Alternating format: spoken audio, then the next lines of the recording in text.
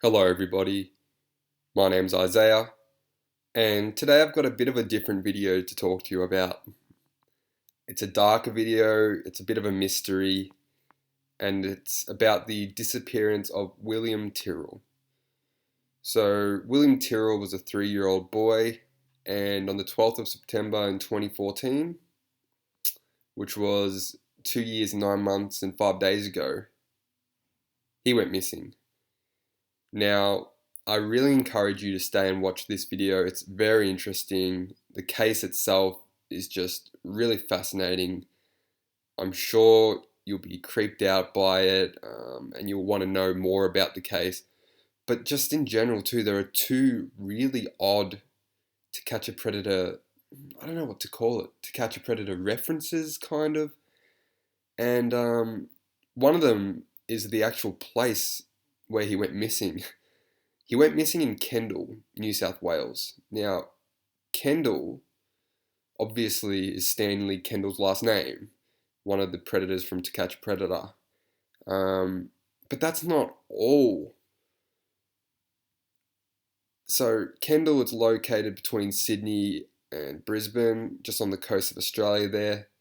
Now, if I zoom into Kendall here, now this is the creepiest To Catch a Predator kind of reference.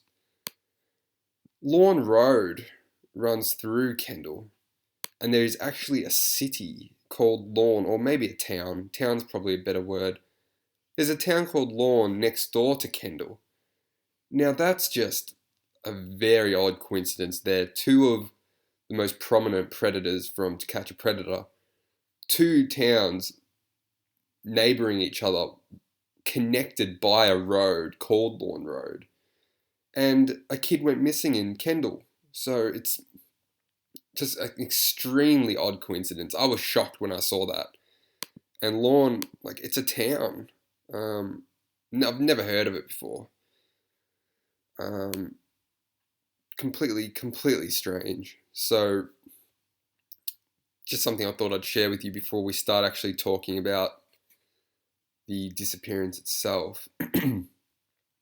There's a lot to do with this case, but if I go through it slowly, I'll just give you a bit of background first, and then I'll start to analyze possibly what happened to the kid. But I do encourage you to stay and listen. It'll be very intriguing. So this is William Tyrrell here in his Spider-Man costume. His sister's in the background there. They're on the porch of their house. This photo was taken just a couple minutes before he went missing. Now, a bit of a backstory to William Tyrrell.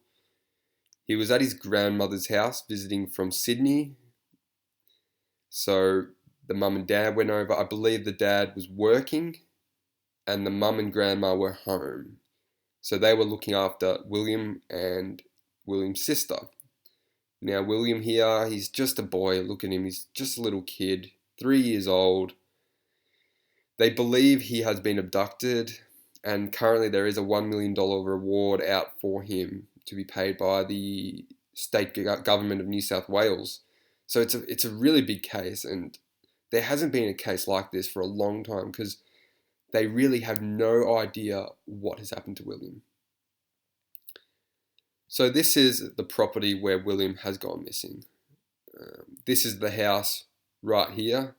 That's the driveway.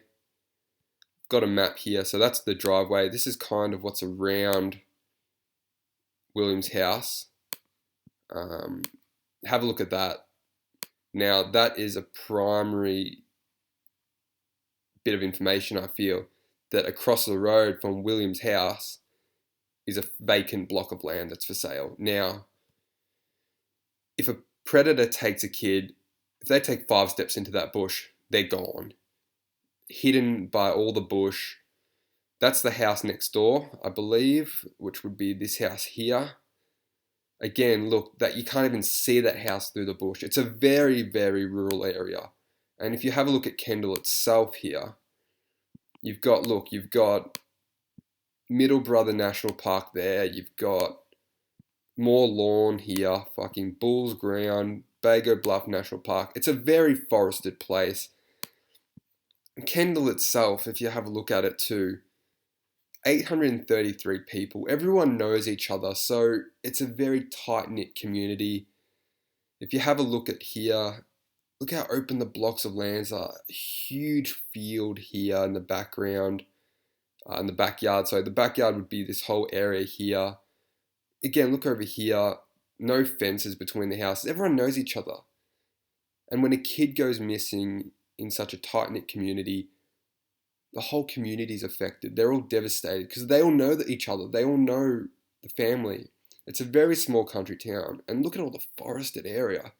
If you run in there with a kid, it'll be easy to get away, I feel. But I don't know. I'm not the detective or anything. I'll just try and analyze this as I go. So basically, what we have here is William Tyrrell was in his backyard playing with his sister just after this photo was taken. His mum and grandma go inside to make some tea. Where these red dots are, William is heard running around the corner. Within 5 minutes, he's gone. Mum goes out, can't find him, starts asking neighbours. I believe went to 30 Banneroon Drive, which is next door. Can't find him. Now, I just want to show you this kind of area that he went missing in. So this is obviously the front driveway I just said.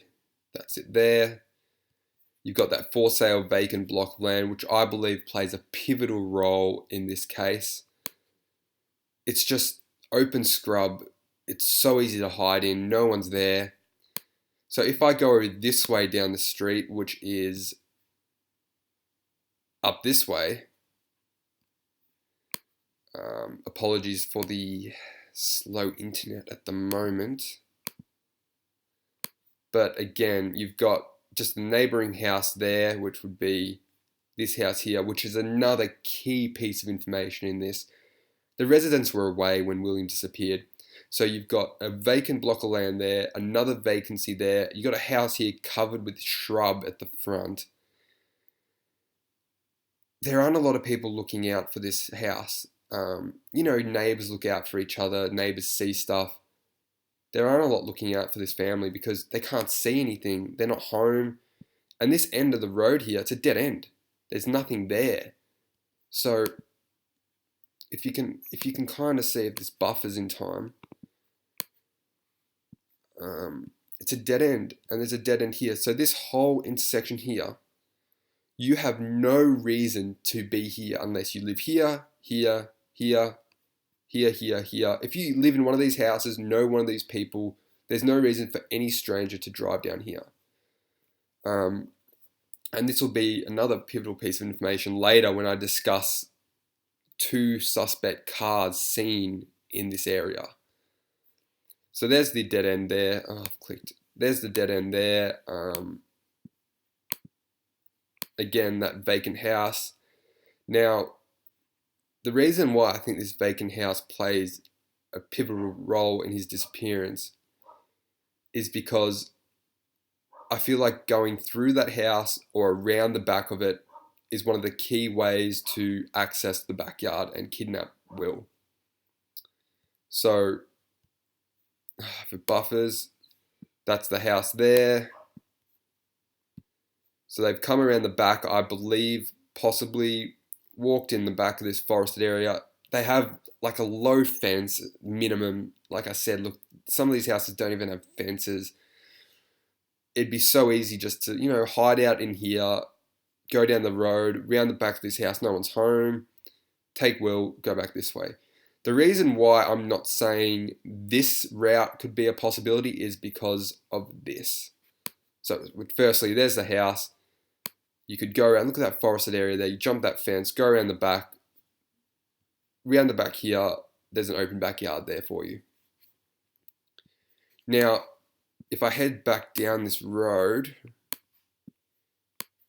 again, look at this bush here. This bush here completely blocks the vision of this neighbouring for sale block of land. Again, no windows can see this. This blind spot here, I think, also plays a critical role. Again, this is an old street view, 2010, But let's just say, for argument's sake, it kind of looks like this. So now we're approaching the corner, which is this corner here. And what you can see is a dead end again here. More bush, more scrub. It's rural Australia, country Australia. There's a lot of trees, bushes, you know. If we can get around this corner. Again, have a look here. The trees are blocking a lot of vision of the road. So that plays a disadvantage to the family, the detectives. So again, now we're at this part of the street here. So what the detective and I also believe is a predator or pedophile or abductor is not going to walk up this way.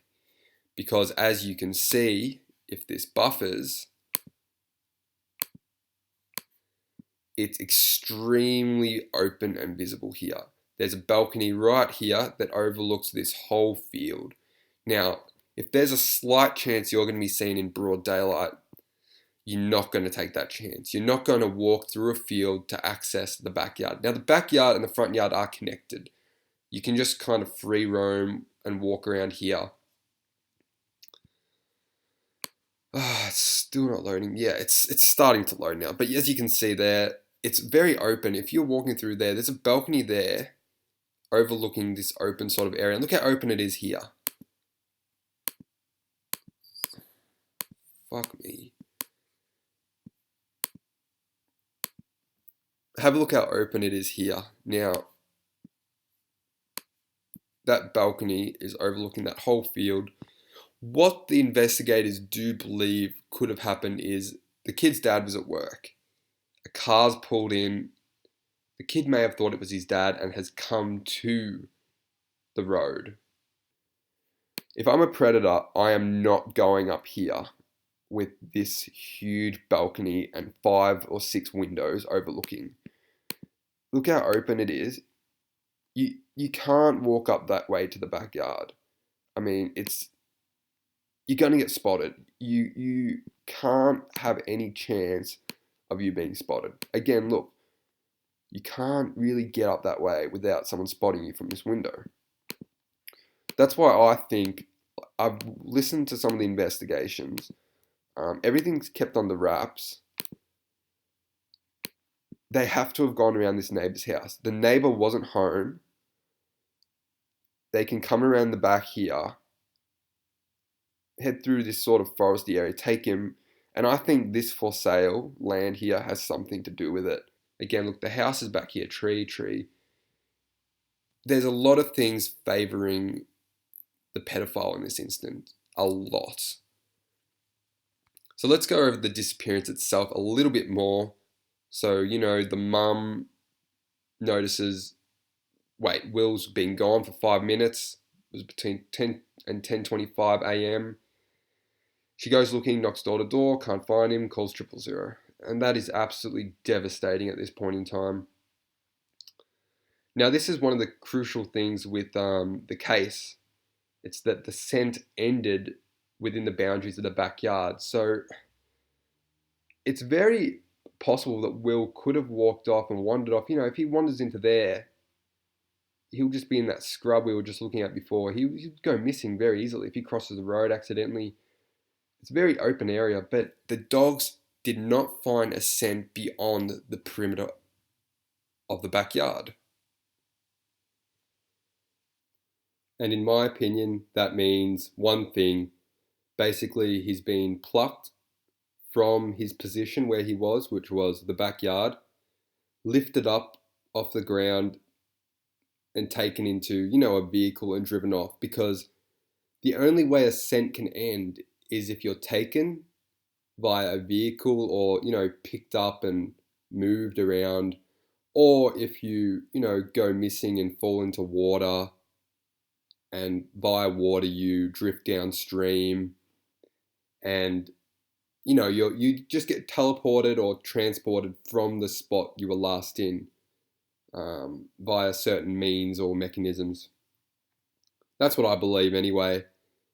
If there was a scent, they would have just kept following it. If he went missing, they would have found him, unfortunately, or hopefully alive and missing in the forest over here. They would have tracked the scent to him. And if it was very unfortunate, maybe after a day or something, they may have found him deceased, lost in the woods with no food or water overnight. They would have tracked his scent to him and found the body. But there was no scent. It ended in the backyard. How can there be no scent? And that's really when they knew he was abducted. Now, I'm going to end this video here, but the next video is when things start to get very, very interesting. And I'll start to talk about two-sided cars